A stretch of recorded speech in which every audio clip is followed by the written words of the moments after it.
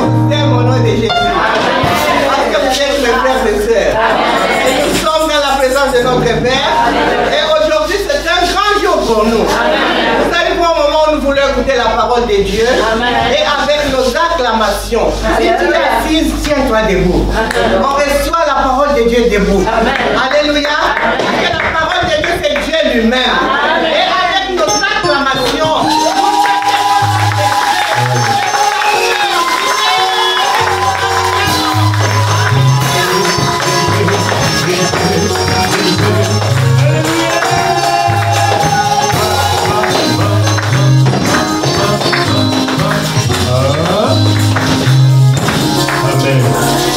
Amen. Vous êtes de plus en plus beaux.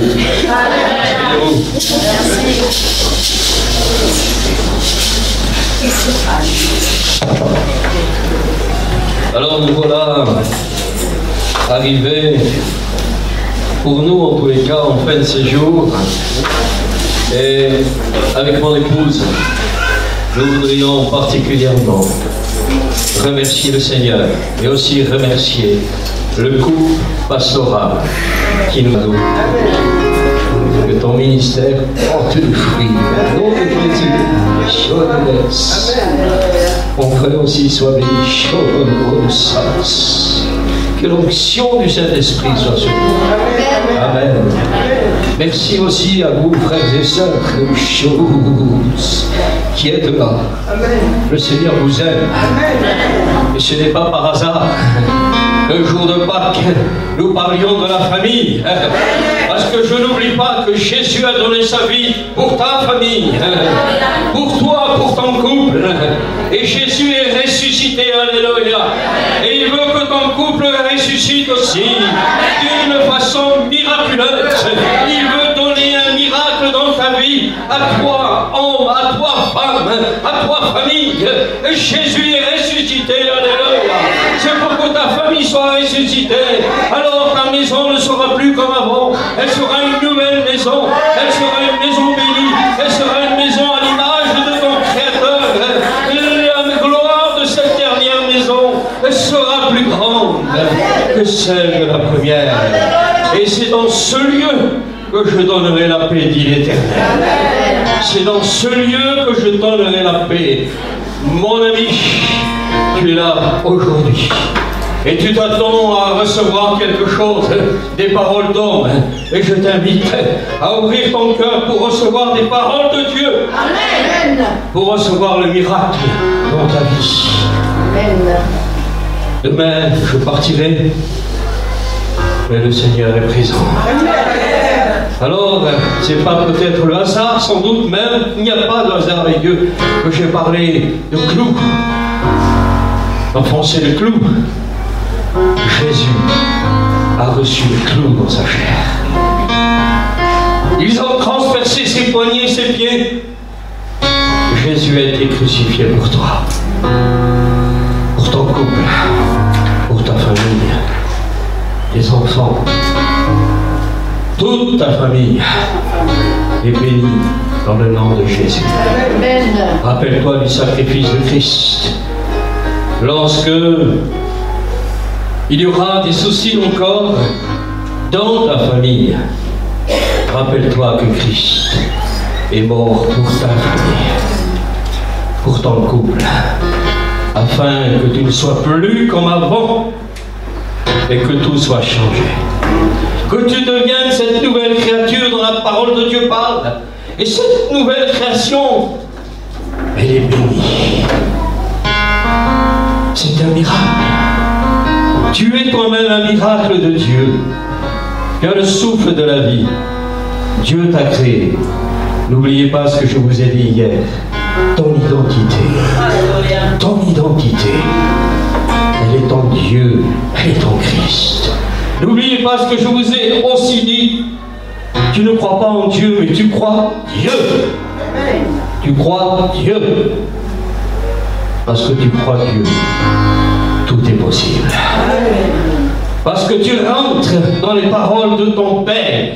Tu rentres dans les paroles de ton Seigneur. Et tu accomplis l'œuvre que Dieu veut par le Saint-Esprit. Par le Saint-Esprit. Tu n'es pas n'importe qui. Tu n'es pas n'importe quoi. Tu as été créé. Et tu es une créature. Ne dormez pas. Merveilleuse. Alléluia. Je vous titille, mais demain je m'en vais. Alors comme ça vous serez tranquille. Alors nous voici donc arrivés au moment où nous allons parler du couple, plus spécifiquement.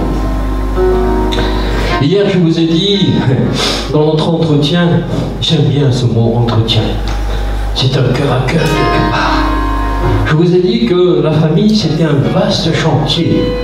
Et le terme chantier, je voudrais le redéfinir aujourd'hui, ça veut dire une construction. Quand on a un chantier en vue, c'est qu'on a une construction en vue. Et cette construction, mes amis, si on veut qu'elle tienne debout, il faut lui donner les fondations nécessaires. De véritables fondations. Paul dira dans 1 Corinthiens chapitre 3, Jésus est le fondement. Jésus est le fondement. Vous voulez qu'on regarde ça? Verset 11. Car personne ne peut poser un autre fondement que celui qui a été posé, savoir Jésus-Christ. Retenez ça. 1 Corinthiens chapitre 3 verset 11. Car personne ne peut poser un autre fondement que celui qui a été posé, savoir Jésus-Christ. Est-ce que Paul l'a dit pour l'église de Corinthe, l'église locale de Corinthe? Non, non, il a dit pour l'église de tous les temps. Nous n'avons qu'un seul fondement, c'est Jésus-Christ. Alors sur quoi tu veux bâtir ta vie? Sur quoi tu veux construire? Mais attention, attention, les matériaux que tu vas devoir employer, tu ne dois pas prendre des matériaux qui vont se pourrir. Tu ne vas pas prendre des matériaux qui vont se détruire petit à petit dans le temps. Il va falloir que tu prennes des matériaux aussi solides. Des choses qui vont traverser le temps. Et ces choses, mes amis, c'est ce que nous recevons, ce que vous avez reçu et ce que nous terminerons encore ce soir. Quand je dis terminer, rien n'est terminé avec le Seigneur. Amen. Si tu as le fondement Jésus-Christ, alors cette construction, mon ami, elle va se poursuivre. Amen. Mais d'abord, il faut la base solide. Et la base solide de ta vie, c'est Jésus. Amen. C'est Jésus. Les paroles d'homme resteront des paroles d'homme. La parole de Dieu demeure. Elle est éternelle. C'est pour ça que je répète, crois Dieu, ne crois pas en Dieu. Crois Dieu. Parce que Dieu dit quelque chose pour toi aujourd'hui. Je vous ai dit, vous êtes très beaux, et quand je vous regarde, mes frères, il faudra que je change mon costume. Hein. Vous êtes magnifiques. Mais comment ça se passe dans ton cœur? Est-ce que tu as un beau costume dans ton cœur? Comment ça se passe chez toi? Ne me réponds pas, hein? Je préfère que tu fasses la réponse au Seigneur. Comment ça va, mon frère, ma soeur, dans ton couple? Comment ça va dans ta famille? Comment veux-tu être? Comment espères-tu être?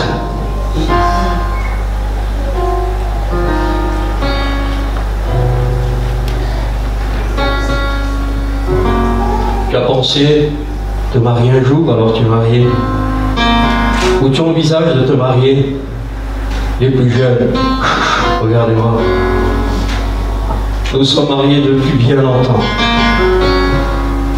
Mais nous avons traversé beaucoup de tribulations. Alors jeunes gens qui pensez vous marier. Jésus-Christ comme fondement. Et vous traverserez les épreuves. Jésus-Christ au milieu de votre couple. Jeunes gens, vous voulez vous marier, c'est bien. C'est ce que Dieu veut. C'est ce que Dieu veut. Le mariage, nous allons en parler. L'union libre, Dieu ne veut pas. Le couple à la sauvette, c'est pas biblique. Alors Jean-François Clou, le concubinage, c'est pas biblique. Dieu ne le veut pas. Le flirt, olé olé, c'est pas dans la Bible. Vivre maritalement, c'est pas du tout dans la Bible. Comment va ton cœur aujourd'hui? Peut-être moi seul, tu es seul. Peut-être quelqu'un est parti que tu aimais, mais sache que Dieu t'aime. Il ne te délaissera jamais. Mon frère, je t'appelle mon frère. Peut-être tu as quitté ton épouse. Tu ne veux plus de ta famille.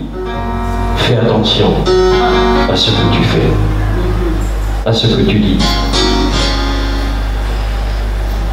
La parole de Dieu n'est pas faite pour les hommes ou pour les femmes. Elle est faite pour les deux. Amen. Parce que Dieu a créé les deux à son image, je vous rappelle, à l'image de Dieu. Alors ne joue pas avec ta vie, ne joue pas avec ton couple, ne joue pas avec ta famille, tes enfants, ne joue pas avec Dieu, car je te dis tout de suite, tu vas être perdant.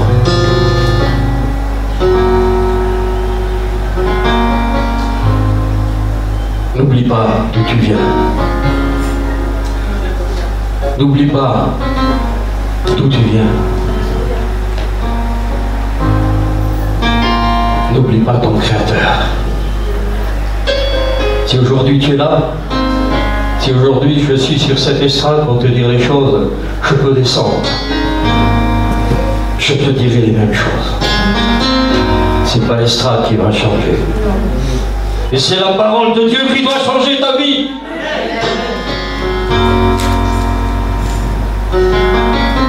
Où en est ton cœur aujourd'hui?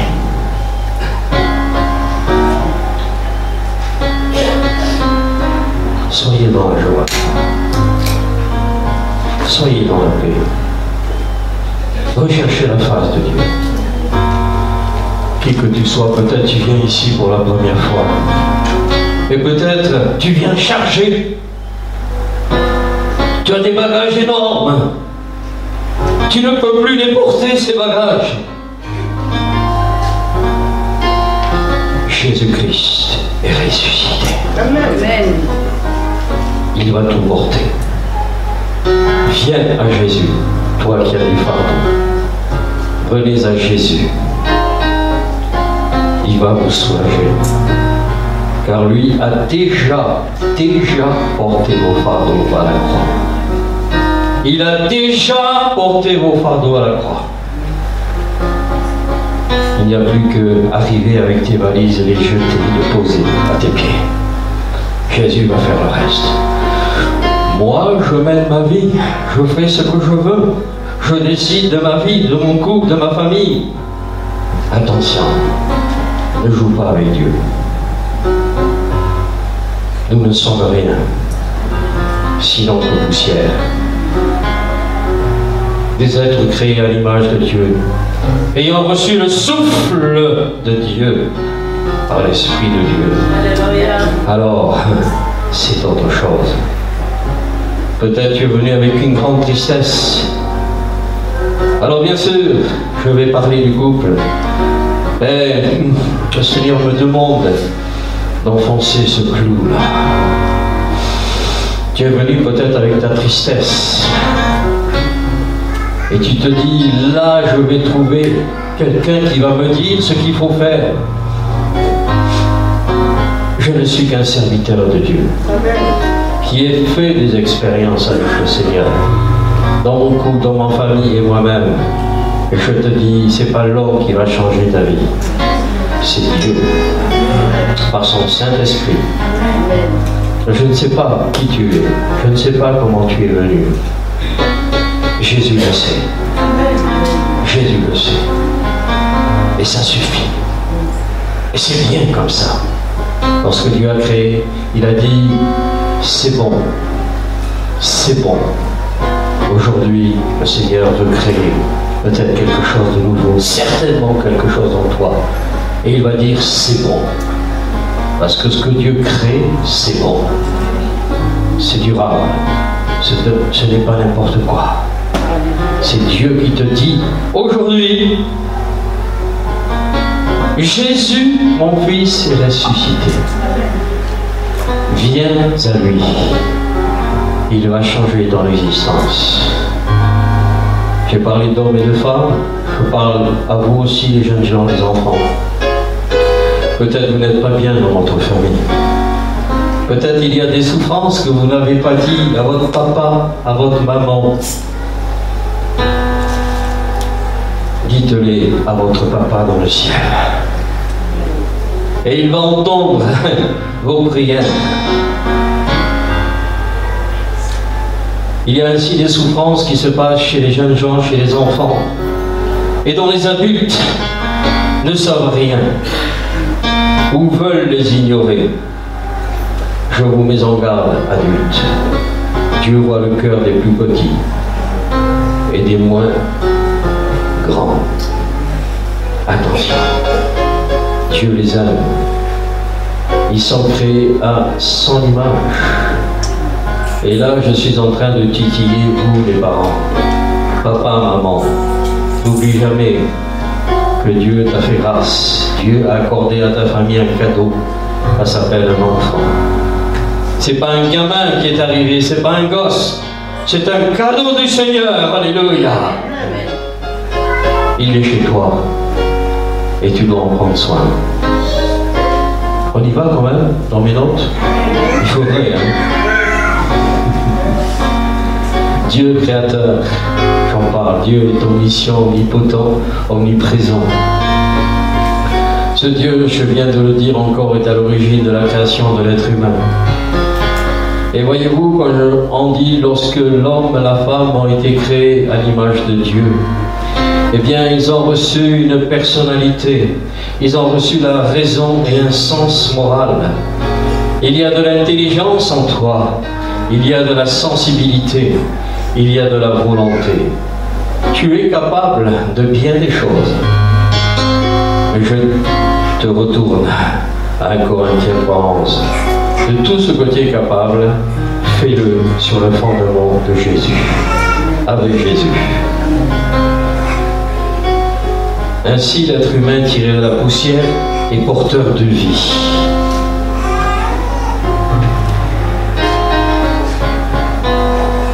Et puis cet être semblable, on en a parlé hier, la femme, c'est une personne à part entière, créée par Dieu.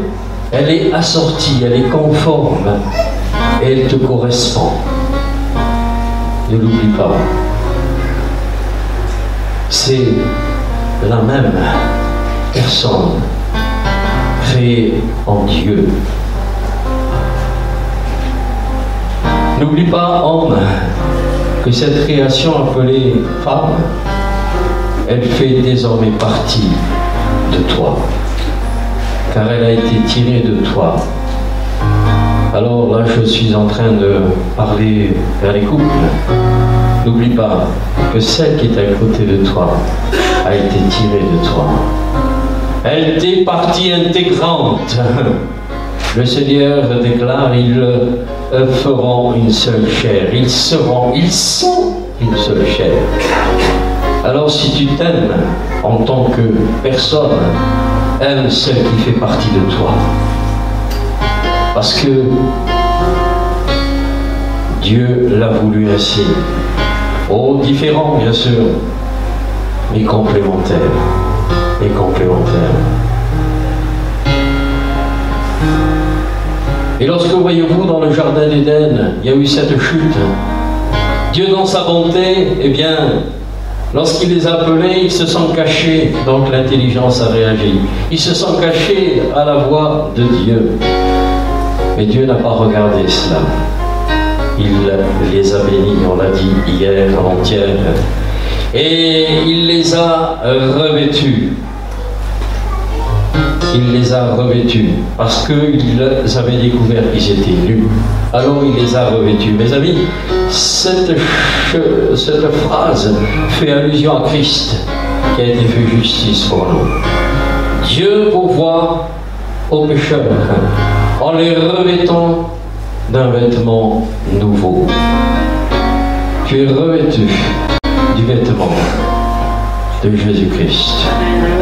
Amen. Amen. Christ t'a accordé une nouvelle vie par sa vie. Il t'a revêtu par sa vie. Et il te donne l'occasion d'être vainqueur par sa vie. Amen. Amen. Dieu est donc à l'origine du couple et de l'union sacrée du mariage. Dans Matthieu 19, versets 4 à 6, nous lisons: n'avez-vous pas lu que le Créateur au commencement fit l'homme et la femme, et qu'il dit: c'est pourquoi l'homme quittera son père et sa mère, et s'attachera à sa femme, et les deux deviendront une seule chair. Ainsi, ils ne sont plus deux, mais ils sont une seule chair, que l'homme donc ne sépare point ce que Dieu a joint. Il y a là une unité conforme à la volonté de Dieu, le couple. Alors, Dieu met en garde que personne ne sépare ce que Dieu a uni. Oui, j'ai avancé là dans le temps, puisque nous sommes au niveau du mariage. Pensez à cela. Mari et femme, tu es unis par Dieu. Et rien de ce qui est de ce monde ne doit te désunir. N'oublie pas que tu es une unité et que cette unité a été faite et voulue par Dieu. Elle est tenue dans la main de Dieu.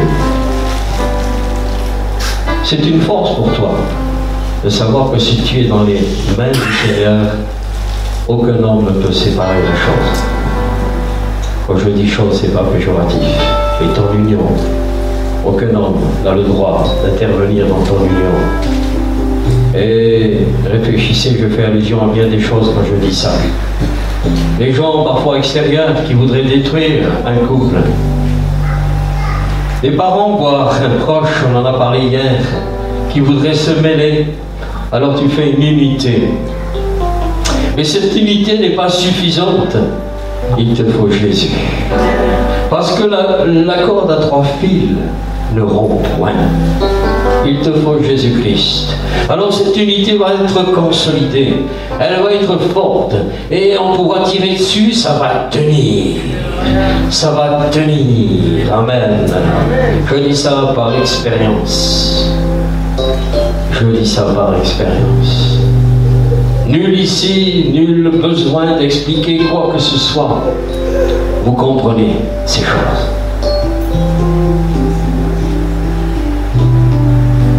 Je rappelle que le Seigneur a dit aussi: il n'est pas bon que l'homme soit seul. La solitude, c'est terrible. Ne crée pas la solitude dans ton couple. Tu peux créer la solitude dans ton couple.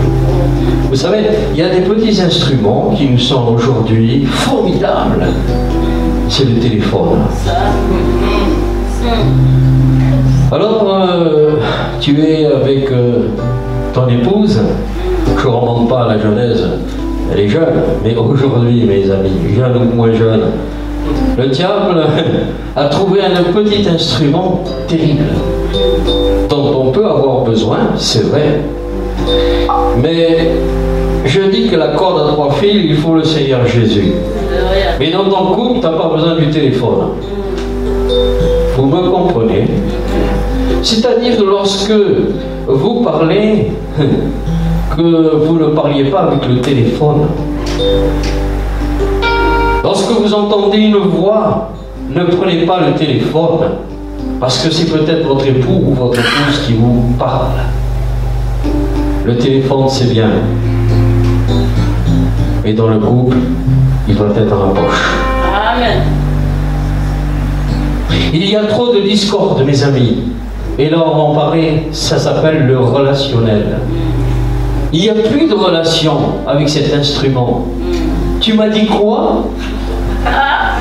Je n'ai pas entendu, répète.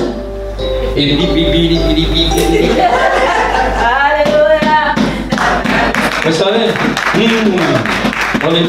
mon épouse sourit. Alors, on a tant d'années de mariage, mais je ne voudrais pas que le téléphone nous bagasse trop, hein? Amen. Parce qu'alors, le téléphone, il ne pourrait plus fonctionner. Je suis méchant. Non, regardons les choses en face. Droit de cité dans ton couple, c'est pas le téléphone, c'est pas ton voisin ou ta voisine qui t'invite à un match de foot ou je ne sais quoi, à une tontine. Vous connaissez ça, hein, Ouais. en Afrique. Je suis en train de vous dire qu'un couple doit passer du temps ensemble. Amen.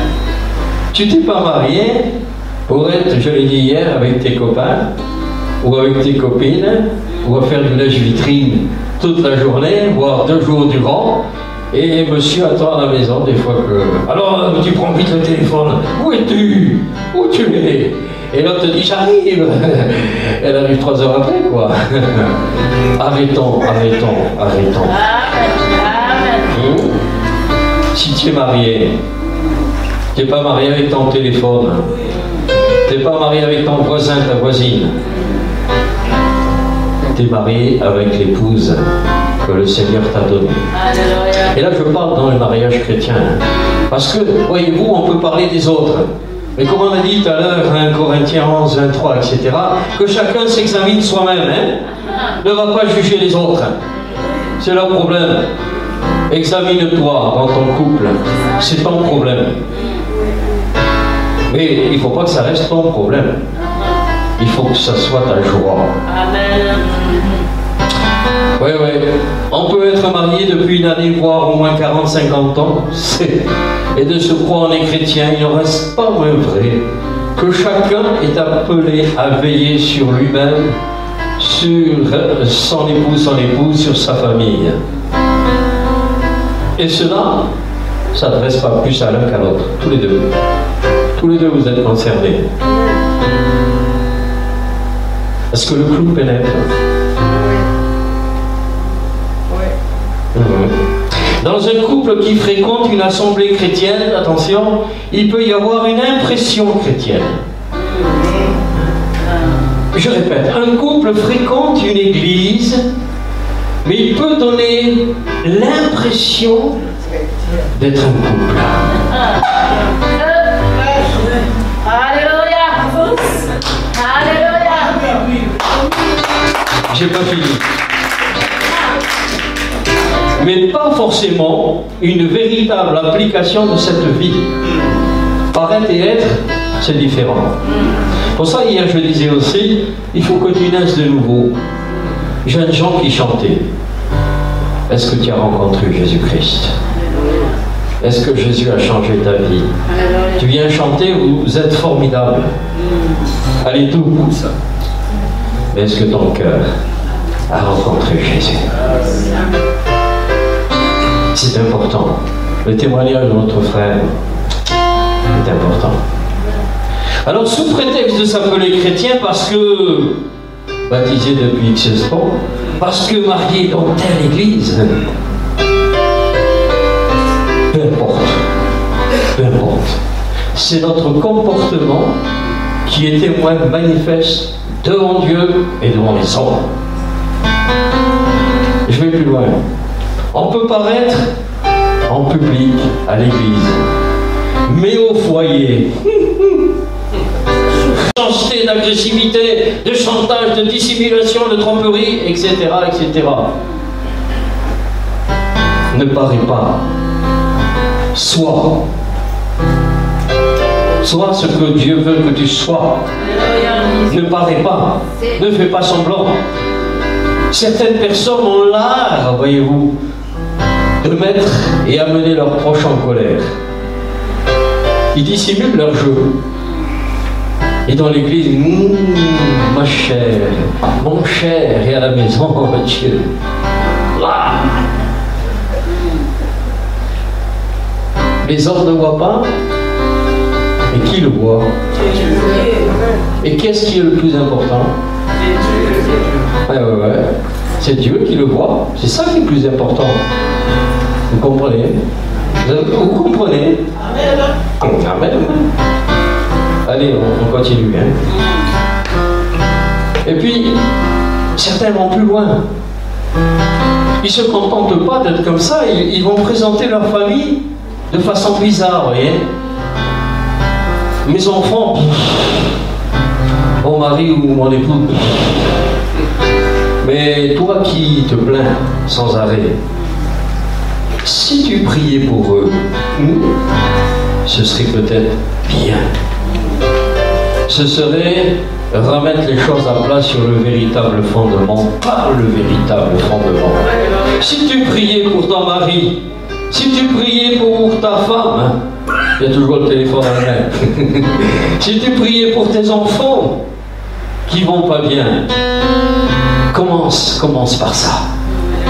Commence par ça. Et surtout, tu n'as qu'un seul confident, c'est le Seigneur. Ne va pas crier sur tous les toits, toutes les portes. Il y a ceci, il y a cela qui ne va pas. Mais peut-être tu peux dire, frères, sœurs, priez pour nous, priez pour moi. Combien je rencontre dans mon travail de thérapie, combien je rencontre de couples dans l'église qui ne vont plus. Est-ce que vous trouvez que c'est normal? On trouve ça chez les autres. Et des fois, ils nous donnent des leçons de morale. Il faudrait le trouver dans l'église. Cette moralité, on va en parler. Il faudrait retrouver la stabilité dans les couples, dans l'église. Parce que voyez-vous, une église, l'église du Seigneur Jésus. Il a dit à Pierre, il n'a pas dit, mon petit Pierre, tu vas faire ton église, hein? Tu vas te débrouiller. Hein?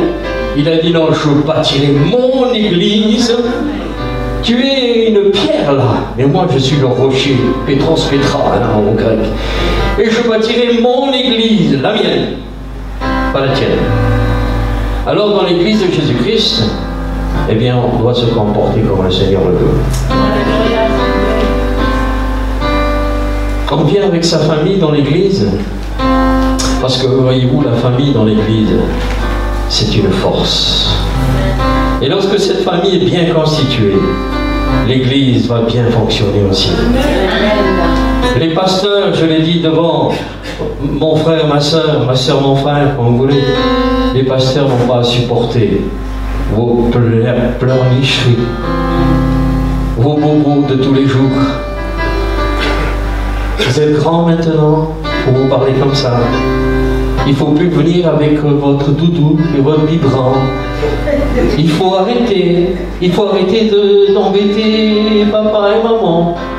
Ils ne sont pas là pour ça. Ils sont là pour consolider ce que vous connaissez. Pour construire. Pour que vous portiez du fruit. Alors n'arrivez pas toujours avec les petits bobos du quotidien. Si vous arrivez comme ça, c'est que vous n'avez pas mis en règle votre vie devant Dieu. Alors ça suffit maintenant dans l'église.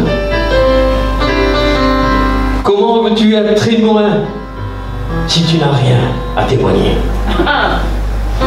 Moi je ne peux pas vous apporter ce que je n'ai pas. Je l'ai dit encore hier, je le répète. Parce que si j'ai rien à vous donner de la part du Seigneur, je m'assieds. Je reste là sur ma chaise. Mais le Seigneur me pousse à vous dire ceci. C'est que si tu n'as rien dans ta vie de la part de Dieu, comment tu vis? Qu'est-ce que tu peux faire? Comment tu peux construire? Ayant l'apparence de la piété, c'est Paul qui dira ça dans Timothée 3,5, mais reniant ce qui en fait la force. Tu as l'apparence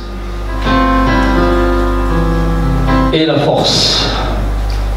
et pas l'apparence. Et la force de ce que tu es et ce que tu vis. La vie de famille et particulièrement de couple est impliquée dans ces aspects de vérité. De vérité. Alors voyez-vous, je répète, l'Église constituée de familles qui sont fondées sur Jésus, c'est une Église forte. C'est une Église dominatrice sur les ténèbres. C'est une Église qui va porter du fruit. C'est une Église qui va savoir apporter le témoignage de Jésus-Christ autour d'elle. Et rien n'y fera contre elle. Rien ne prévaudra contre l'Église qui est basée sur Jésus-Christ. Mais pour que cette Église soit basée sur Jésus-Christ, il faut que les familles qui la composent soient aussi fondées sur Jésus. Alors écoutez bien cette phrase. Dieu bénit toujours l'unité conforme à sa volonté et fertilise l'obéissance. Je vais la répéter. Dieu bénit toujours l'unité conforme à sa volonté et fertilise l'obéissance. Ça veut dire que Dieu est d'accord quand vous l'écoutez, quand vous mettez sa parole en avant. Et il va fertiliser votre couple, votre famille, votre vie, parce que vous obéissez à sa parole. Alors vous allez porter des fruits, mes amis. Une terre qui est mal menée, une terre qui est mal, comment dirais-je, travaillée, elle ne portera pas de bons fruits. Mais si vous obéissez à Dieu, vous allez porter. Vous allez être une bonne terre. Et Dieu va fertiliser en vous des choses merveilleuses, des choses magnifiques et des choses durables. Et des choses durables. L'union de deux êtres humains, hommes et femmes, est sacrée devant Dieu. Voulu et béni par lui. Alors, je vous donne cette petite phrase, comme ça, je l'ai notée. C'est pourquoi un chrétien, écoutez bien, ne devrait pas se marier avec quelqu'un de non-chrétien. Aïe, je vous pose un problème. Oui, parce que j'aime cette jeune fille ou j'aime ce jeune homme, mais ils sont pas chrétiens. Je ne dis pas, ils viennent ou ils ne viennent pas à l'église. Tu peux venir à l'église et pas être chrétien. Le véritable mariage, selon la volonté de Dieu, c'est de rencontrer quelqu'un qui est aussi né de nouveau. Parce que là, c'est le départ. C'est là que ton couple va être bien fondé. Parce qu'un mariage disparate, c'est pas bon. Il va y avoir des tiraillements. Je vous ai dit hier qu'on n'a pas tout expliqué, c'est un vaste chantier. Il aurait fallu parler de divorce, il aurait fallu parler de remariage avec des gens qui sont chrétiens, non chrétiens, des chrétiens qui se remarient, etc. etc. Oh, pas fini. D'ailleurs, ce type d'instruction, on prend plusieurs jours. Mais j'ai voulu aller pour que vous receviez quelques pistes et que vous les mettiez en pratique au nom de Jésus. Donc, il vaut mieux demander au Seigneur que le Seigneur vous apporte une épouse ou un époux, selon son cœur. Parce que alors là, voyez-vous, le départ de votre vie de couple va être fondé sur la parole de Dieu, sur Jésus-Christ. Quand les couples, l'un ou l'autre, ne sont pas à Dieu, un jour ou l'autre aussi, il va y avoir des problèmes. Alors, les plus jeunes réfléchissez à ça. Les plus anciens, ils sont déjà mariés. Mais ça ne veut pas dire, attention, attention. Parce que la famille doit être construite de la façon dont Dieu veut, hein. Pas comme vous voulez. Alors, bien sûr, on l'a cité au travers du verset, si la famille est agréée de cette manière par Dieu, elle ne doit pas être séparée, détruite par l'homme. Moi, j'ai noté ça, mais je me suis trompé. J'aurais dû mettre, elle ne peut pas être séparée. Le couple, la famille qui est basée et fondée sur Jésus-Christ, elle ne peut pas. Satan n'a pas accès à votre couple, ni à votre famille. Je crois Dieu. Et oh, je crois Dieu. Amen. Dieu a dit qu'il te met à l'abri, il te garde, il te sauve de ton terre. Je crois Dieu. Amen. Alors, la séparation, c'est terrible, on n'en a pas parlé, ça faisait partie de l'atelier, mais j'ai voulu vous dire les choses plus précises et plus concrètes. Pour que le couple puisse prétendre au bonheur et à la réussite en vue de fonder une famille, il lui faut effectivement dans le foyer l'élément essentiel, la présence du Seigneur Jésus-Christ. La vie de l'esprit et son établissement sur la parole de Dieu. C'est beaucoup dans cette phrase, mais c'est ça, Si tu veux que ton couple soit heureux et réussisse, il te faut être basé sur la parole de Dieu. Avoir la présence du Seigneur Jésus et du Saint-Esprit. Alors, ça fonctionnera. Même il y aura des tempêtes, et ça fonctionnera. Pensez à la tempête. Les disciples étaient dans la même barque que Jésus, mais les uns avaient la trouille, et notre Seigneur se reposait, il dormait. Pourquoi? Parce qu'il a vaincu. Rien ne résiste à Jésus. Rien ne résiste. Et eux, ils se sont affolés, hein, ils ont eu un moment d'affolement. Il leur dira, j'en ne peux de foi. Mes amis, pensez et croyez que le Seigneur Jésus, si vous êtes fondé sur lui, vous pourrez être assuré dans les tempêtes. Et il se lève, comme il s'est levé dans la barque. Il a ordonné aux éléments, arrêtez. Dans un couple, c'est un peu ça, mes amis. C'est aussi comme une espèce de barque dans laquelle parfois on est ballotté dans tous les sens. Et on se dit, moi je vais régler le problème. Et ça continue. Et c'est encore plus fort si tu t'arrêtes et que tu demandes au Seigneur de régler le problème. C'est mieux. Alléluia. Parce que plus on essaie de s'expliquer et plus on s'enfonce dans les vagues. Vous voyez pas comme c'est ça qui se passe. Plus on essaie de dire moi j'ai raison, pas t'as tort, et l'autre moi j'ai raison, pas t'as tort, on s'enfonce dans les flots. Oh, il nous arrive, de nous chicaner. Alors, vous connaissez mon épouse, vous connaissez que c'est moi qui vais le premier vers toi. Qui te prend la main et qui te dit on va prier maintenant. On va prier. Arrêtons, basta. Terminez de discuter, ça sert à rien. On va prier.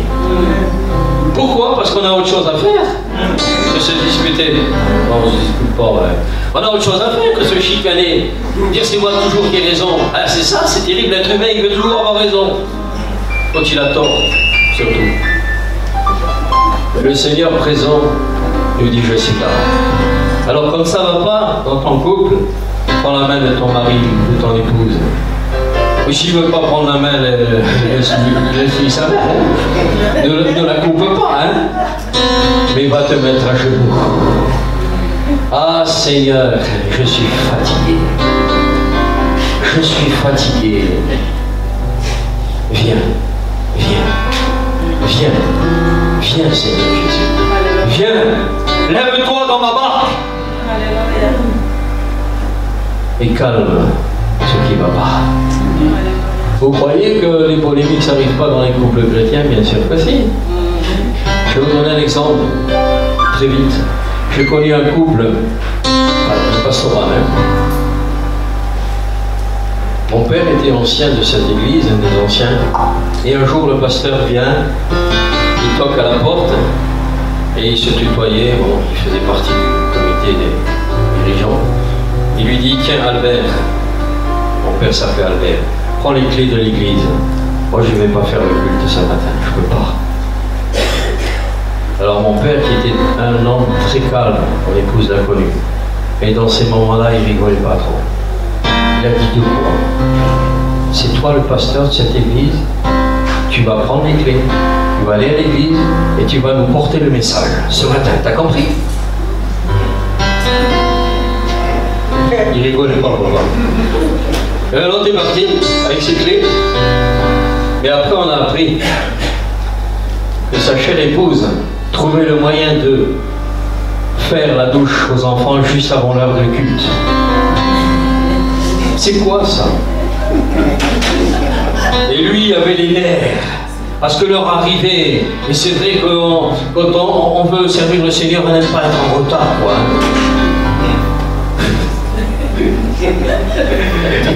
Tout le monde n'est pas africain. Allez, je vous titille, mes frères et sœurs. Vous êtes mes frères et sœurs, je peux vous le dire. Allez, hop, hop. Si vous étiez des étrangers pour moi, je vous dirais, mais on n'aurait même pas parlé de tout ça, tiens. Parce que vous êtes des frères et sœurs. On en parle. Vous êtes d'accord? Bon, si vous n'êtes pas d'accord, c'est pareil. Alléluia. Nous avons un puissant Seigneur qui est ressuscité. Il veut ressusciter ta vie et ton enfant là. Il veut te bénir dans ta vie, dans ton couple, dans ta famille. Parce que c'est un cadeau merveilleux que Dieu t'a donné. Femme, homme, enfant. Et oh les enfants, vous avez un cadeau merveilleux. Ce sont vos parents. Ce sont vos parents. Isaac, où es-tu? Ah, tu es là. Tu as un cadeau formidable. Regarde papa et maman. Ils sont pas beaux? Ah oui. Tu les écoutes? Ne joue pas. Tu les écoutes? Oui. Ah ben, d'accord. Tu me rassures. Alléluia. Allez. Alors, de plus, écoutez bien. Un couple qui entretient une sainte communion avec Dieu dans le cœur de chacun, dans le couple et au sein de la famille. Un couple qui entretient une sainte communion avec Dieu, écoutez bien, est stable et puissant. Tu entretiens la communion avec Dieu, tu es stable et puissant. Tu es puissant. Tu crois en Dieu ou tu crois en Dieu? Alors tu es puissant. Amen. Tu es puissant. Il faut enlever tout ce qui ne va pas. Et puis, il y a des choses importantes. Il faut te donner l'offrande de soi. Dans la famille, dans le couple, dans la famille, d'une façon générale, l'offrande de soi est importante. Quand nous donnons quelque chose, que ce soit un objet, mais une parole et tout, on est content. Parce qu'on a fait la volonté de Dieu. Quand on donne, on se donne, eh bien on fait la volonté de Dieu. On peut donner un objet, je vous répète, on peut donner, je ne sais pas, quelque chose, on peut rendre service, mais on se donne. Dites, eh oh, qui c'est qui s'est donné avant vous? Il s'est donné où? À la croix. Jésus s'est donné à la croix pour toi. Alors, tu ne peux pas faire un petit effort. Comme je dis en Afrique, on va secouer le cocotier. Tu ne peux pas faire un effort, dis. Le don de soi a commencé par ta chère épouse, ton cher époux. N'attends pas qu'elle fasse tout, tu te donnes. Tu te donnes et tu réjouis le cœur de ton papa qui est dans le ciel. Et puis, l'offrande de soi, mais c'est aussi avoir une excellente relation. Tout à l'heure, j'ai parlé des téléphones. Et j'insiste lourdement, parce que le téléphone, si vous l'écoutez plus que ce que Dieu dit pour le couple, vous risquez d'avoir de gros soucis. Le téléphone s'en fiche pas mal de ta vie de couple. Le téléphone s'en fiche pas mal que tu n'écoutes pas ton conjoint. Le téléphone s'en fiche pas mal que tu n'écoutes pas tes enfants. Et vice versa. Il vient du monde. Toi, tu viens de Dieu. Tu as été créé par Dieu.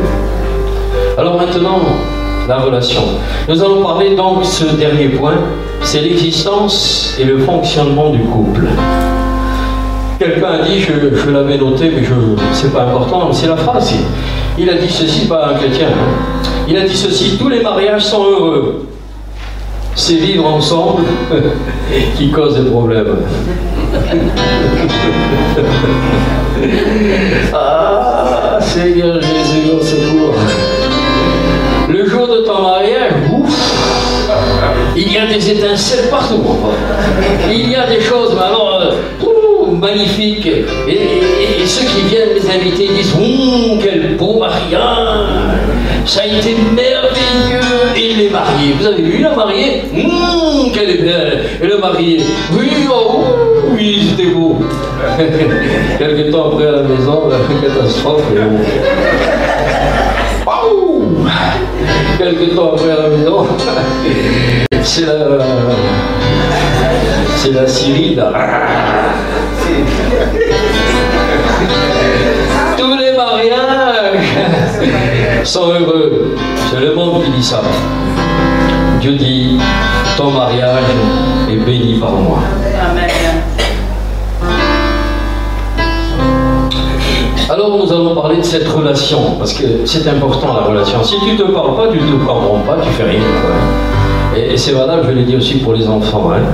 La relation, eh bien, on va imager. Hein. Vous êtes d'accord? La relation va être comme une table.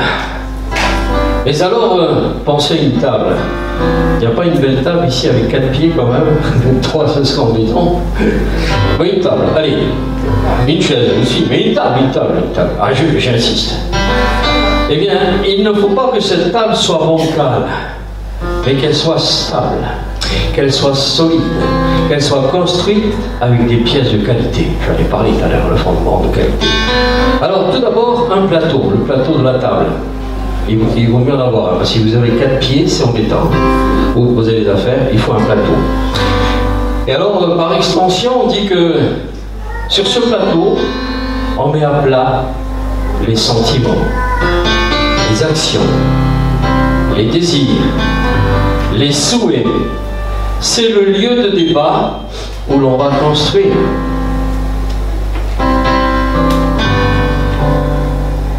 Et toute cette chose-là se fait en dehors du mensonge, de la tromperie et de l'agressivité. C'est-à-dire, on dit souvent, allez, expose ton plan, hein, expose ta vie. Eh bien, dans un couple, c'est quasiment pareil, mets tout à plat. C'est bon de mettre des fois des choses tout à plat pour faire un bilan. Et oui, un couple, avec le temps qui passe, de temps en temps, a besoin de faire le bilan. Parce que les vicissitudes de la vie nous empêchent de revenir à l'origine. Et je fais allusion à cette phrase qu'a dit le Seigneur à l'église d'Éphèse dans le livre de l'Apocalypse. « Oh, je connais ton travail, etc. Mais ce que j'ai contre toi, c'est que tu as perdu ton premier amour. » Et c'est valable pour le couple, ça, hein, où en est ton premier amour vis-à-vis de ton épouse, de ton époux? Les habitudes sont arrivées, les choses de la vie, tu dis on a tant de problèmes, on n'a même plus le temps de se parler. Eh bien justement, je te parle de quelque chose, d'un plateau, où de temps en temps, il faut prendre du temps avec ton conjoint. Alors le premier pied, c'est l'amour. Le deuxième, on va les déterminer après. Le deuxième pied, c'est la confiance. Le troisième, c'est l'honneur et le respect. Le quatrième, c'est la compréhension. Et dans mon cœur, je le citerai. 4 pieds. 4 pieds. Je répète, le premier, c'est l'amour. Le deuxième, c'est la confiance. Le troisième, c'est l'honneur, le respect. Le quatrième, c'est la compréhension. Notez amour, confiance, honneur et respect, compréhension. Mais ce processus ne peut fonctionner lorsque le couple est désireux de voir naître et faire grandir, harmoniser et fructifier le couple. Ça veut dire quoi? Ça veut dire que ces choses vont être valables si tu as envie qu'elles le soient et qu'elles le deviennent et qu'elles le soient. Si tu as envie de mettre à plat et de parler avec ton conjoint contient un problème, notamment, au lieu, je l'ai dit précédemment, au lieu de continuer dans la discussion folle et stérile, va prier, alors, mais il faut des fois aussi s'expliquer. C'est ça la relation. Il faut parler entre époux, épouse, et entre enfants, parents, etc. La famille, quoi. Il faut avoir un entretien. Alors, le premier pied, je l'ai dit, c'est l'amour. L'amour. Ah, ce terme, on l'a déjà défini à Agapeo. Dans Éphésiens 6, on va regarder ça, s'il vous plaît. Éphésiens 6.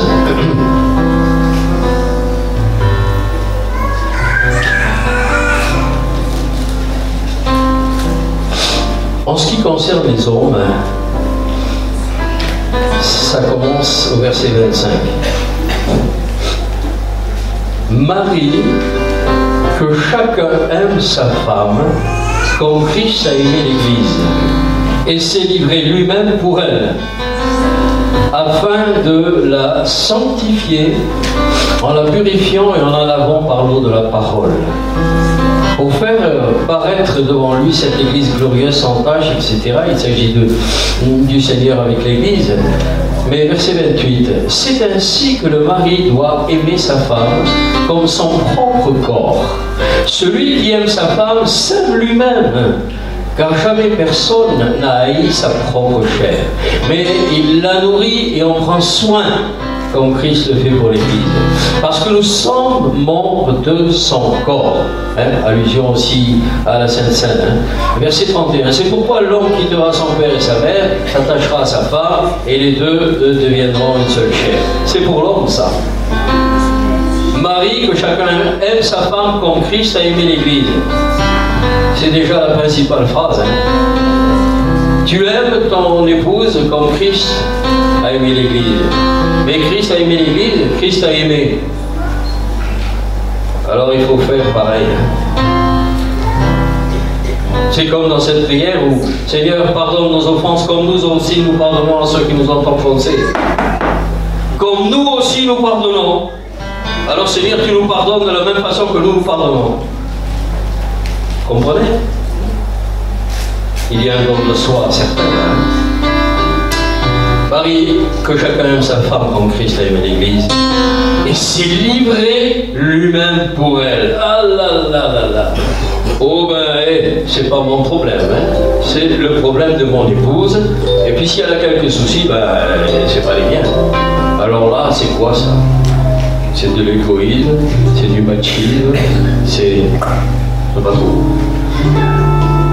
Époux, livre-toi aussi pour ton épouse.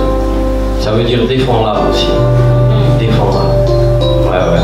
On a trop tendance à dire se débrouille. Ou la femme, il se débrouille. C'est pas ça un couple. Hein. Attention les amis, c'est pas ça. Hein. Un couple est appelé à se défendre. Mais déjà avec la parole du Seigneur, monsieur. Et en ce qui concerne les femmes, là, je n'ai pas commencé par ça parce que je vais me faire femme, que chacun soit soumise à son mari comme au Seigneur. Car si le mari est le chef de la femme, comme Christ est le chef de l'Église qui est son corps, et il est le sauveur. Hier, on a parlé de soumission. Ce n'est pas la soumission qu'on connaît dans notre jargon, dans notre langue française, francophone. Mais c'est une soumission qui est voulue. Qui est voulu. Parce que nous savons que si nous nous soumettons à ce que Dieu dit, c'est bien. Ce n'est pas une soumission qui se fait dans certaines religions. Femme, si tu ne marches pas, on va te faire marcher au fouet. Ah ouais, non mais, on rigole, mais c'est ça qui se passe, mes amis. Hein. Je suis né dans un pays du Maghreb. Hein. Je peux en parler. Bon, on n'est pas là pour épiloguer là-dessus. On est là pour parler de la parole du Seigneur. Femmes, soyez soumises. Alors pourquoi et pardon, comment? Parce que tu sais que ton mari vit avec le Seigneur. Et que ton mari a pour chef le Seigneur Jésus. C'est ça. Mais moi je vous dis que le féminisme, ça déroulant de Jézabel. Comprenez ça? c'est pas bon dans un couple. C'est pas bon. Et nous voyons, je ne sais pas si vous l'avez découvert, mais dans ce monde, on est en train de prendre aussi ce principe. Ouh, excusez-moi, il faut le dire, hein, où madame prend toute la teneur du grand chef. Alors si vous avez ça dans un couple, mes amis, il faut avoir les reins solides. Non, parce qu'il ne faut pas parler que dans un sens, Léo. Il faut parler dans les deux sens. Il faut parler dans les deux sens. Merci ma soeur de m'approuver. Merci. Toutes elles n'ont pas dit Amen. Hein? Je retiens. Et oui, ne réfléchissez pas trop. Mais c'est ça. Et je ne vais pas dire autre chose que ce que dit la parole de Dieu. N'attendez pas de vieux pasteur que je suis qui va vous accommoder. Ah, femme, belle sœur, non, non, surtout pas. Surtout pas. On n'est pas là pour ça. Alors, c'est l'amour, quoi. L'amour contient à une partie, excusez-moi. D'abord, l'affection réciproque. Ensuite, de la tendresse. Ensuite, de l'attention portée à l'autre. Ah ouais, c'est important. De la gentillesse. De l'amitié. Allez, je vais répéter, vous notez? Oui. Mes sœurs. Mes frères aussi. L'amour contient 8 parties. L'affection, la tendresse, de l'attention, de la gentillesse, de l'amitié, de la générosité. Je ne vais pas trop vite. Même si vous faites des fautes d'orthographe, la pensée est importante. La compassion et le pardon. Le pardon.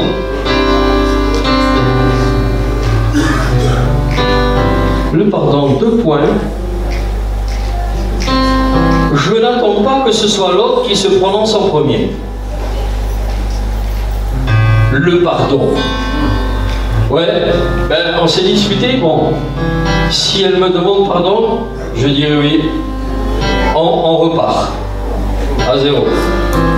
Mais c'est pas ce que Dieu dit. Dieu il dit, n'attends pas que l'autre vienne te dire pardon, mais va vers elle. Pardon, même si tu as raison. Allez, je vais plus loin là, il faut penser ce clou. Hein. Même si tu as raison, va la voir ou va le voir. Pardon pour les propos qu'on a eus ensemble, ça sert à rien. Je te demande pardon. Vous savez, quand je fais ce travail de relation d'aide, je dis aux gens qui arrivent tout excités, énervés parce qu'ils ont pris même des coups, voire physiques, de par leur mari, ou les hommes ont été lâchés par leur épouse ou ça, ils sont très énervés. Je leur dis ceci, Dieu t'aime. Dieu t'aime. Et là, il y a un recul. Parce que vous ne le dites pas seulement à la personne. Vous savez à qui vous le dites? Au diable. Qui essaie de mettre le feu. Dieu aime sa créature. Dieu t'aime. Et là, vous mettez un arrêt-choc. Et à partir de là, vous dites ce que je vous ai déjà apporté. Tu n'es pas n'importe qui, tu n'es pas n'importe quoi. Tu es une créature merveilleuse. Parce que créée par Dieu. Il faut faire, il faut dire et il faut faire ces choses. Je reste dans mon texte. Le pardon. Le pardon, vous savez, dans un couple, c'est extrêmement important. C'est savoir se pardonner. Même si tu es la victime. Et peut-être plus parce que tu es la victime, tiens. Pourquoi je dis ça? Parce que tu vas faire toute la volonté de Dieu. Parce que tu es victime, tu vas faire toute la volonté de Dieu en disant à l'autre, je te pardonne. Et vous allez guérir le cœur de l'autre. Du moins, pas vous, mais Dieu. Le cœur de l'autre va être guéri par votre pardon. Le pardon est une puissance qui délivre. Le pardon est une puissance qui délivre. Alors si tu n'as jamais pardonné, ou si tu n'as pas envie de pardonner, demande à Dieu de t'aider, de changer ta vie. De changer ta vie. Oh, on se connaît hein, les uns les autres. On sait comment on réagit. Et parfois c'est mal. Parfois c'est mal. Je le dis pour ma gouverne. Je ne suis pas venu là pour vous faire une certaine morale, vous prêcher. Je me prêche moi aussi. Attention. On n'est pas là pour rigoler. On est là pour dire la vérité. Alors, le pardon, c'est important. Vous partez déjà? Oh. Que Dieu vous bénisse. Bon courage. Le pardon. Alors voyez-vous, quand le véritable amour engage le cœur, l'âme, l'intelligence, c'est pas simplement je t'aime, mais ça nous engage. Ça nous engage. C'est pas un ressenti chaleureux des sentiments qui exprime, je le dis aussi, je le répète, je t'aime bien, tu sais, hein. Oh toi, ah ouais, tu m'aimes? Oh ouais, je t'aime, hein. Ah. Il y en a même qui vont pousser la plaisanterie de dire je l'aime parce que il a ça, ou elle a ça. Alors tu n'aimes pas ton épouse ou ton épouse, tu aimes l'argent, tu aimes maman. C'est horrible, hein. Je l'aime parce qu'il a une bonne situation, une certaine notoriété. Ça, des fois, bon, des dames font ça. Ouais, allez, j'en dis pas plus parce que après vous allez me prendre à la sortie. Hein.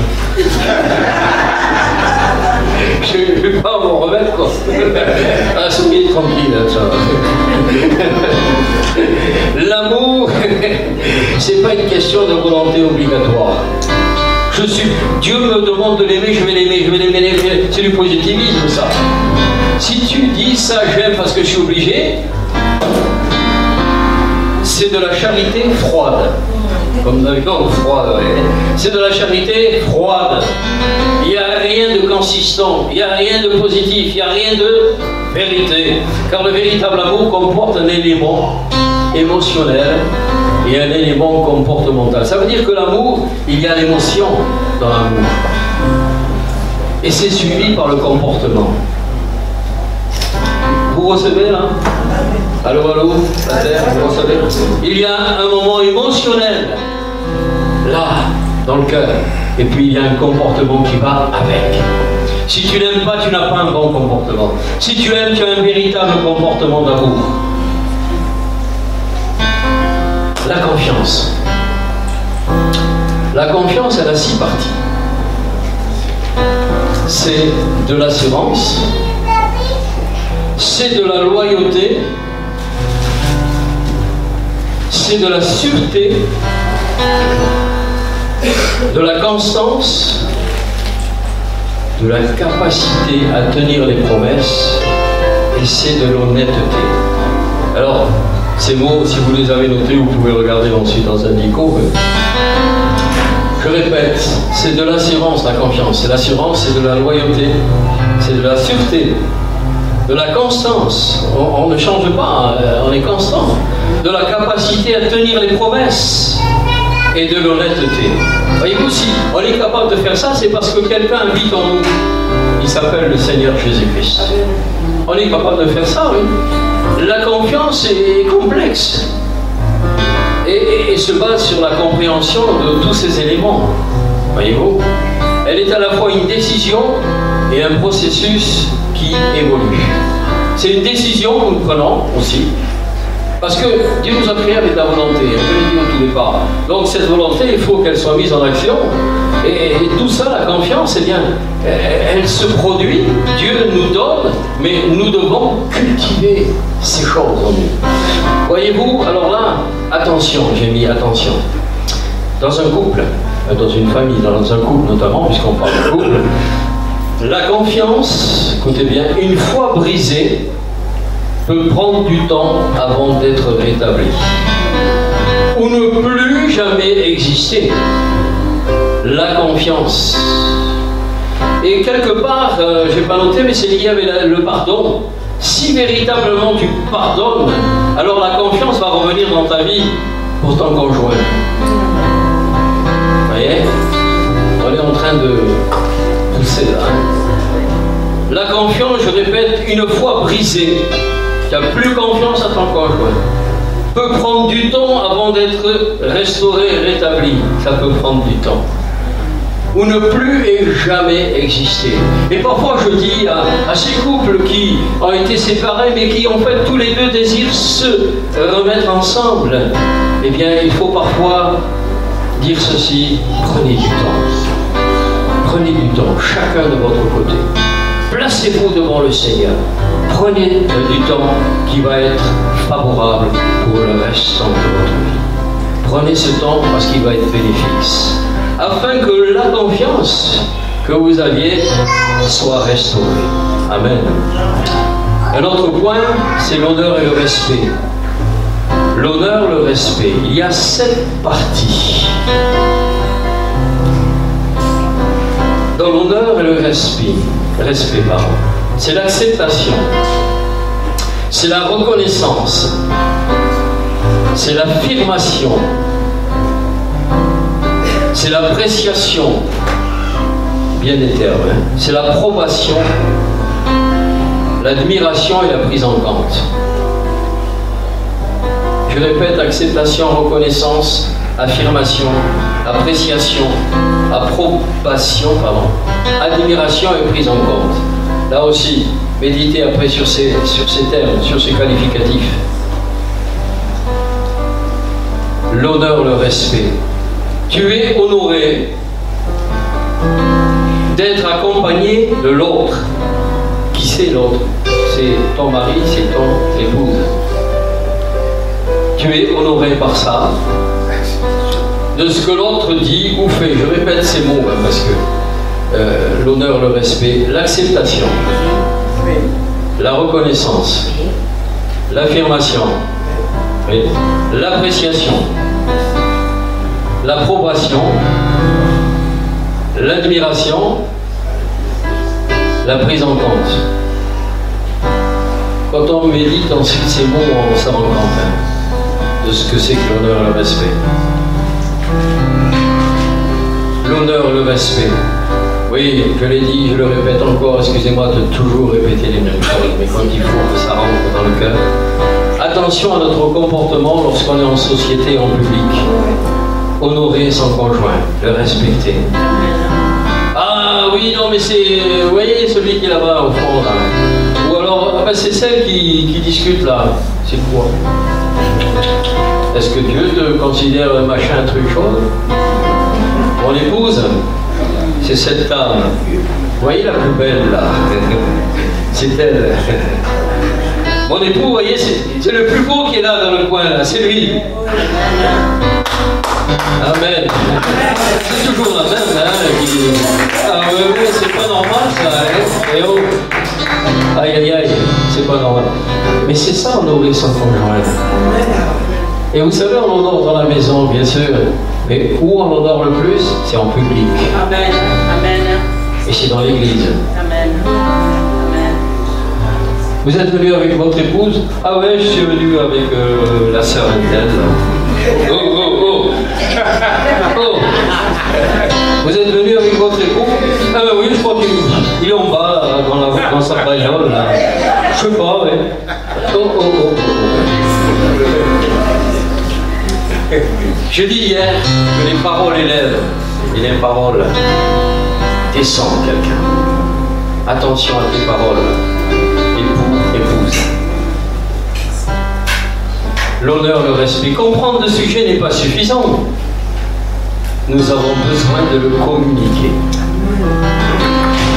L'honneur, là aussi comme le pardon, écoutez, hein, l'honneur doit être donné avant d'être reçu. Tu honores ton épouse, surtout en lieu public, avant que quelqu'un, surtout, vienne te dire « Mais c'est votre chère épouse ?»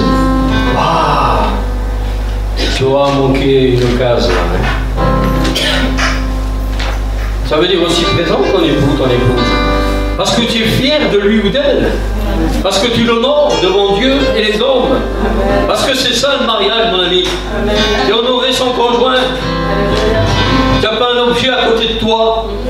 Tu es un être semblable à toi, créé selon la même chose, par les mêmes mains, Dieu, créateur.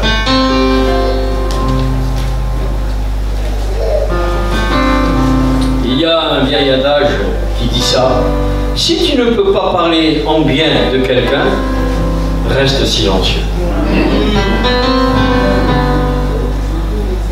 En clair, si tu dois dire des choses bêtes, stupides, ferme ta bouche. Et ouais. C'est ce que le Seigneur a relevé. Hein.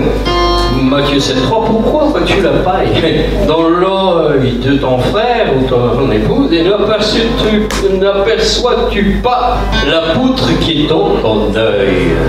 L'histoire de la paille et la poutre, c'est valable aussi dans le couple. Hein. Ouais. Enfin, n'allez pas ce soir chercher s'il y a une paille ou une poutre. Allez, je vous titille.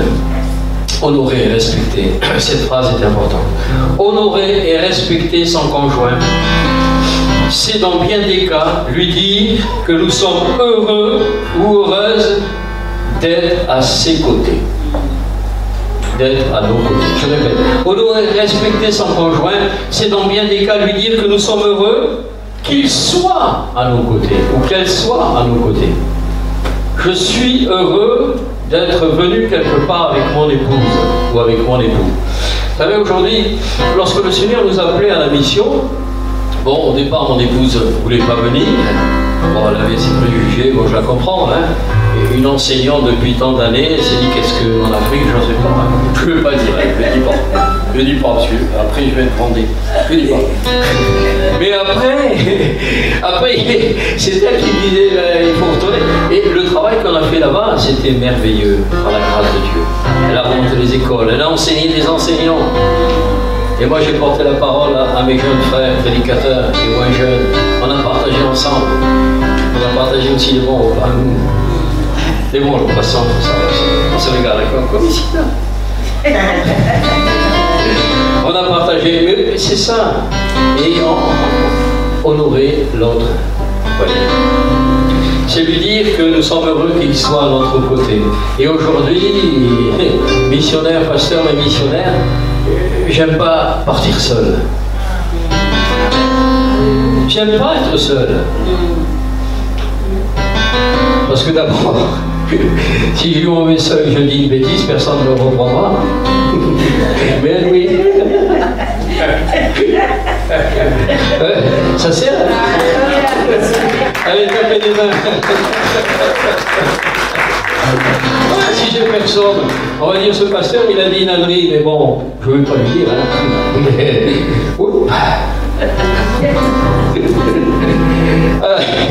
Alléluia, tu es bon, Seigneur, tu es bon. C'est aussi lui donner ou lui redonner, c'est important, confiance en lui-même, en elle-même. La confiance. Lorsque tu honores ton époux, ton épouse, tu lui donnes de la confiance en lui ou en elle. Vous savez, je vois ça aussi en thérapie de famille et de couple. Le couple, l'homme ou la femme sont terrorisés des fois ensemble parce qu'ils ne sont pas honorés par l'autre et qu'il y a eu peut-être un passé difficile et que ce passé enferme l'un ou l'autre dans sa coquille. Mais si tu as quelqu'un à côté qui te donne du courage, qui t'honore, eh bien tu vas l'aider à sortir de cet état. Tu vas l'aider à aller vers la restauration. Tu vas l'aider à aller vers la réhabilitation. Voyez-vous, je pense encore au pardon. Quand tu pardonnes, tu es en train de mettre en place toutes ces choses. Et tu vas l'aider à guérir. Tu vas l'aider. C'est aussi lui redonner confiance en lui-même, en elle-même. L'aider à se restaurer, à guérir de ses culpabilités. Il y avait un jeune couple, ils sont toujours dans une ville où nous étions missionnaires. Et ce jeune couple, un jour, son épouse vient me voir et me dit, papa, alors moi c'est mes enfants, hein. Ouais, elle me dit, papa, ça va pas. Dans le couple, ça va pas. un tel, je suis pas son nom, et il n'est jamais avec moi. Ah, je dis, ah bon, ben, tu fais bien de me le dire. Et à chaque fois, ben, il a toujours des réunions à faire, quoi. Il n'est jamais avec moi. Il m'a laissé dans un coin. Oh, je lui ai dit, attends, je t'attends au bureau, tu vas voir. Alors je l'ai appelé. J'ai dit, mon cher, tu es le seul dans ta maison? Il me dit, mais non. J'ai une femme. Tu as une femme? Ah ouais? Et tu la vois souvent, ta femme? Ben, j'ai pas toujours le temps, elle travaille de l'église. Je dis, tu t'es marié sous la bénédiction de Dieu ou pas, toi? Il me dit, ben, Dieu nous a bénis dans le mariage. Je lui dis, alors, t'as tout oublié, quoi? Dieu a béni qui? Toi? Elle ou tous les deux? Je lui dis, Dieu vous a béni tous les deux. Je dis, il faut que tu prennes plus du temps avec ton épouse. Je n'ai pas cherché à épiloguer, le chercher le pourquoi du comment, ça ne servait à rien. Il fallait arrêter ce phénomène. Je lui dis, maintenant tu vois, samedi, il y a une réunion de jeunes. Ah oui, mais il faut que j'y aille. J'ai dit, non, tu ne vas pas. Je lui dis, t'as mis un leader là? Ben oui, qui se débrouille. Je dis, tu prends tes clics, tes claques, ton épouse, et vous allez vous promener. On pense à mer. Je ne veux pas te voir à la réunion de jeunes. Elle a dit, mais papa, j'ai dit, je ne veux pas savoir. Ton épouse avant. J'ai reçu l'enseignement d'un homme, on était plusieurs, qui s'appelait Yonggi Cho. Je ne sais pas si vous en avez entendu parler. Et cet homme, j'ai pu parler avec lui. Et il nous a expliqué, à tous, bien sûr, tous les pasteurs, que son couple allait très mal. Parce qu'il avait fait ceci. L'église, et encore l'église.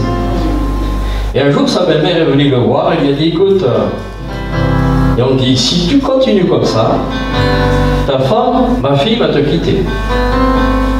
Bon, il dit, c'est pas possible, il dit, si, elle va le faire. Hein. Parce que déjà, elle m'en a parlé. Alors, tu fais quoi? Ben, et elle dit, tu sais pas, hein. L'église,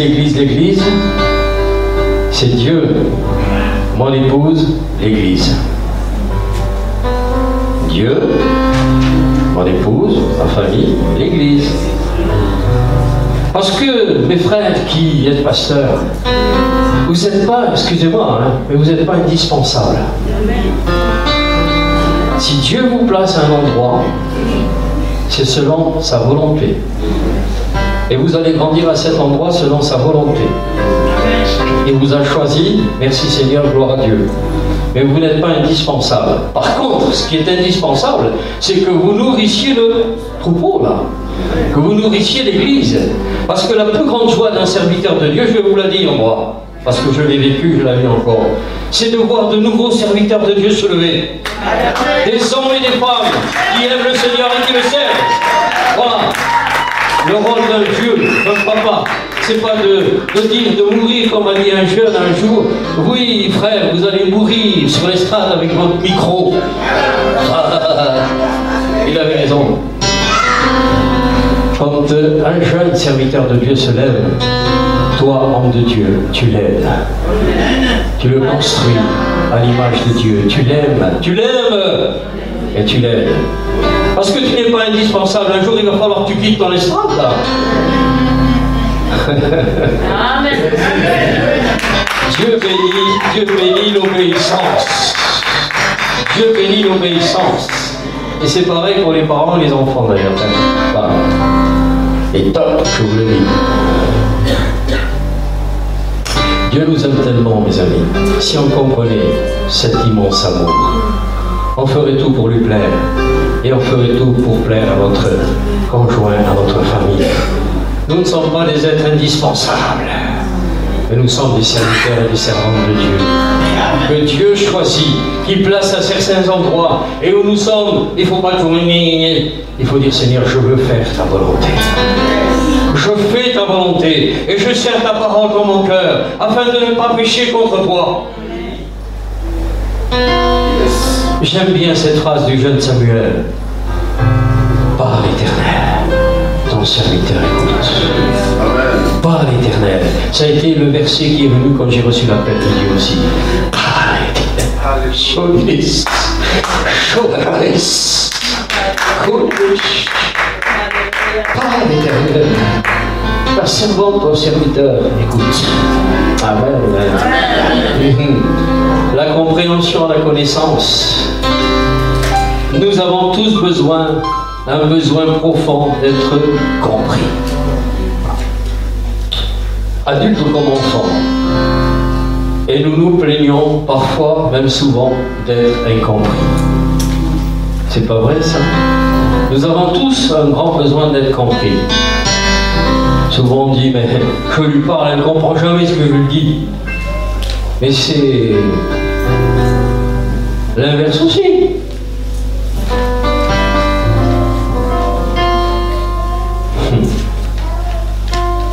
Le paradoxe dans cette affaire, c'est que nous désirons être compris assez rapidement, mais nous n'avons pas forcément le même désir de comprendre les autres aussi rapidement. Je répète la phrase parce que des fois, nous avons le désir d'être compris rapidement. Tu ne me comprends pas, tu vas voir. Il faut que tu me comprennes tout de suite. Et cela, on peut l'adresser à notre épouse ou notre épouse. Tu n'as rien compris. Comprends-moi tout de suite là. Oui, et oui. Mais elle ne roule pas aussi. Hein. Mais nous n'avons pas forcément le même désir de comprendre les autres. C'est-à-dire l'autre. L'autre, c'est ton épouse, tes enfants.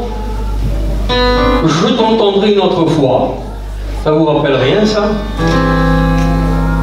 Au tribunal où se trouvait Paul, avec Festus et compagnie, Agrippa et j'en passe, hein? Ton grand savoir te fait déraisonner, Paul. Et puis l'autre de lui dire, je t'entendrai une autre fois, quoi. Hein? Trouvez ça dans les actes des apôtres. Mais est-ce qu'on n'a pas cette attitude? J'ai pas le temps de t'écouter, là. Je comprends pas ce que tu me dis, j'ai pas le temps. Et peut-être c'est quelque chose d'important. Sans doute c'est quelque chose d'important. Et je fais cette interpellation auprès des parents quand les enfants viennent nous voir. Je l'ai dit hier, je vais le dire encore aujourd'hui. Il faut qu'on les écoute pour les comprendre. C'est pas l'inverse. On les comprendra quand nous les aurons écoutés. Non, il faut les écouter pour les comprendre. Et nous avons parfois, nous n'avons pas le même désir parfois, alors il faut enlever ça maintenant. Hein. Nous avons le désir de t'écouter. Oui, oui, nous avons le désir. Pour nous-mêmes, est-ce qu'on ne le fait pas? Seigneur, je crie à toi, écoute-moi, écoute-moi, écoute-moi, Seigneur, oh là là, c'est pas mal. Pourquoi on ne le ferait pas pour les autres? Les autres, c'est pas péjoratif, c'est ceux que nous aimons. Alors, un dernier élément, je ne l'ai pas cité dans la liste, mais je l'ajoute. Au départ, je vais parler d'une table, d'accord? Les 4 pieds, vous les avez là. Hein?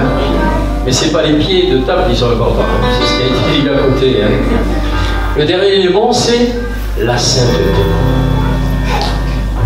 La sainteté, c'est comme ce pot de fleurs qui se place dessus la table. Je suis un peu poète aujourd'hui. La sainteté, c'est ce pot de magnifiques fleurs qui est posé sur la table. Alors, quand le mari, l'épouse, voit cette table bien dressée, avec ce pot de fleurs, il est heureux. Lorsque ton époux, ton épouse, voit en toi de la sainteté, c'est bon. C'est bon. C'est bon pour toi. C'est bon pour ta famille. La sainteté dans le mariage, c'est le plus important, quoi. Avec la compréhension de la sainteté. Dans Malachie 2,16, il est écrit ceci: voici ce que dit le Seigneur. Si quelqu'un renvoie sa femme parce qu'il la déteste, il est coupable de violence que tu as fait à Dieu et à ton épouse ou à ton époux. Nous devons chercher cette sainteté, cette sanctification, cette sainteté. Nous en avons besoin, mes amis. Nous sommes encore imparfaits, nous serons parfaits dans le ciel. Et dans l'instant que nous vivons, recherchons la sainteté. Et cette sainteté, mes amis, a pour origine le Seigneur, mais la communion avec lui. La communion avec lui, avec sa parole, qui va vous changer l'existence, la parole de Dieu. C'est pas un livre que tu vas lire, un tas de légendes ou d'histoires, mais c'est le message de Dieu pour toi. La parole de Dieu te sanctifie, la parole te lave, alléluia, la parole de Dieu. Le couple chrétien se doit de vivre dans l'amour, l'honnêteté, la compréhension, l'honneur, la confiance à la cité et la sainteté. Soyez saints car je suis saint, toi l'Éternel. Soyez saints. Recherche la sainteté dans ton couple. Si quelque chose ne va pas auprès de ton conjoint, ne lui reproche pas sans arrêt. Prie pour ton conjoint, afin que cette sainteté soit à nouveau accrochée à cette personne, ancrée dans cette personne. Voyez? Alors, bien sûr, l'écoute, je le répète, est indispensable. Écouter pour comprendre, c'est découvrir aussi l'autre. Vous savez, un mariage, c'est pas le premier jour que tu connais complètement. Hein. Il faut remarquer qu'au fil des années, tu commences, enfin, tu connais petit à petit l'autre. Ton épouse ou ton épouse. Le premier jour où vous êtes regardés, où les yeux ont fait chichi.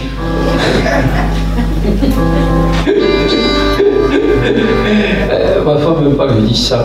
C'est comme ça que ça s'est passé. Merci mon frère. C'est la foudre. C'est par là.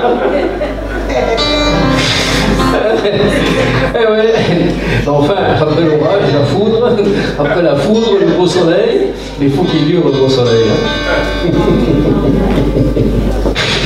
Alléluia. Et on apprend à se connaître au fil du temps. On apprend, je reviens au terme, au mot construire, construction. On se construit au fil du temps. Dieu a donné des bases. C'est à nous de les consolider et de les faire grandir.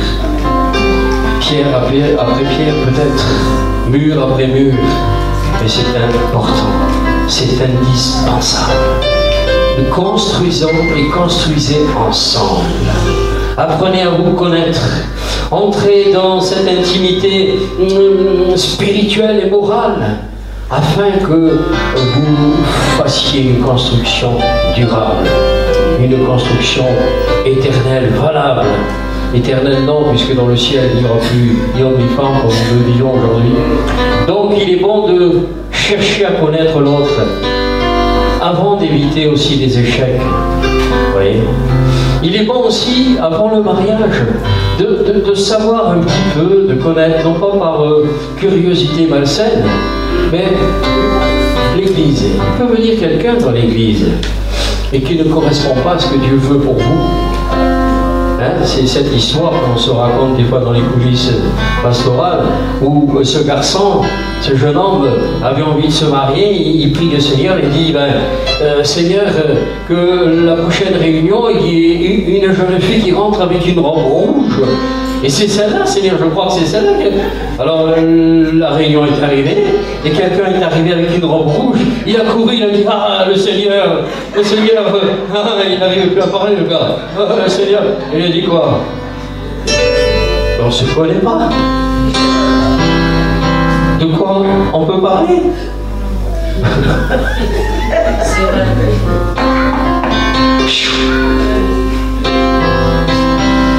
Et puis le passé non réglé, les aventures, peut-être en mariage, les blessures non guéries, tout ça il faut les passer devant le Seigneur. Avant le mariage, parce que c'est un engagement. Et si avant le mariage, je l'ai dit aussi, excusez-moi de répéter toujours la même phrase, je le dis, si tu traînes encore des histoires du passé, il faut que tu sois guéri des faits de ces histoires.